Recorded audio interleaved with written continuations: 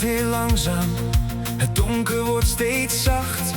Een nieuwe dag komt dichterbij, na uren stille nacht. Boven de molenplas verschijnt het eerste licht. Een gouden rand aan de horizon, de ochtend in het zicht.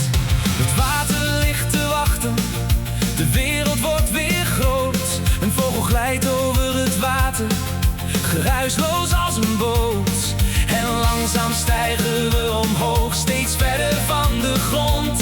Tot heel de molenplas verschijnt, wanneer we draaien in het rond. Molenplas, zo stil en vrij. De morgen trekt langzaam voorbij. Waar water, lucht en aarde staan, begint vandaag een nieuwe dag. Molenplas, zover ik zie, een landschap vol van harmonie. Onder de eerste zonneschijn kan stilte soms het mooiste zijn. We draaien langzaam verder, een cirkel door de lucht. 360 graden, een eindeloos vergezicht. De oevers en de eilandjes, het water onder mij. De horizon wordt langzaam licht, de nacht trekt stil voorbij. Een paar watervogels zwemmen, hun sporen door het meer. Kleine lijnen op het water, dan wordt het stil alweer.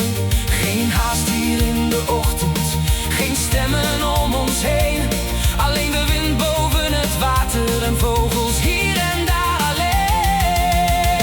Molenplas, zo stil en vrij. De morgen trekt langzaam voorbij. Waar water, lucht en aarde staan, begint vandaag een nieuwe dag.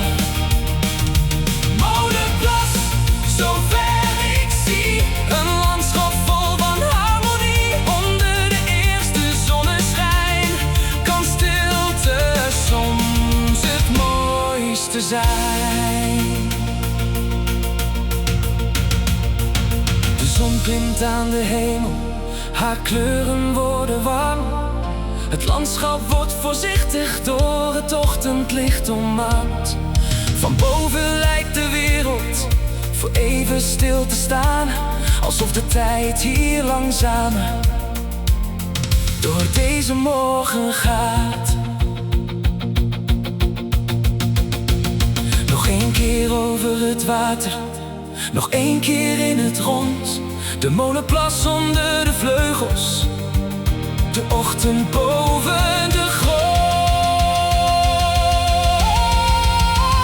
Molenplas, zo stil en vrij. De ochtend trekt langzaam voorbij. Van horizon tot waterlijn, wat kan een nieuwe morgen mooi zijn. Molenplas, we vliegen voort, waar bijna niemand ons nog hoort. Alleen het water en de lucht blijven achter, laat deze vlucht. En boven het rustige water, waar de nieuwe morgen begon, verdwijnt de nacht in stilte en blijft alleen de zon.